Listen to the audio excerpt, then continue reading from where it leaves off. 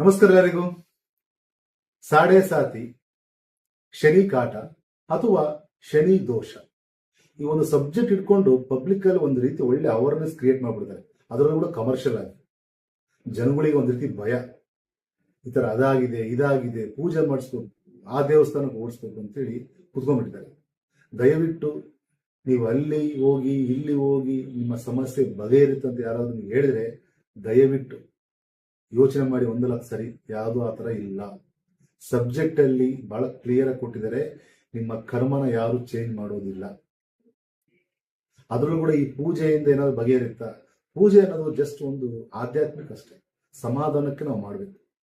ಪೂಜೆ ಮಾಡಿದ ತಕ್ಷಣ ನಮ್ಮ ಸಮಸ್ಯೆ ಬಗೆಹರಿದಾಗ್ಬಿಟ್ಟಿದ್ರೆ ಇವತ್ತು ಪ್ರತಿಯೊಬ್ಬರು ಕೂಡ ಪೂಜೆ ಮಾಡಿಸಿ ತಮ್ಮ ತಮ್ಮ ಇಷ್ಟಾರ್ಥಗಳನ್ನ ನೆರವೇರಿಸ್ಕೊಂಡ್ರು. ಆತರ ಯಾವುದೂ ಇಲ್ಲ.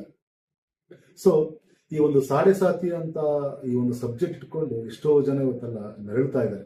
ದುಡ್ಡು ಖರ್ಚು ಮಾಡಿ ಅವ್ರ ಹತ್ರ ಇವ್ರ ಹತ್ರ ಹೋಗಿ, ಅದರಲ್ಲೂ ಕೂಡ ದೇವಸ್ಥಾನಗಳಿಗೆಲ್ಲ ಹೋಗಿ, ಆದ್ರೂ ಕೂಡ ನಮ್ಮ ಜನಗಳು ಈ ಜನ ಮರಳು ಜಾತ್ರೆ ಮರಳು, ಈ ದೇವ್ರ ಮುಂದೆ ದೊಂಬರಾಟ ಆಡೋರಿಗೆ ಜಾಸ್ತಿ ಇವತ್ತು ನಂಬ್ತಾ ಇದ್ದಾರೆ.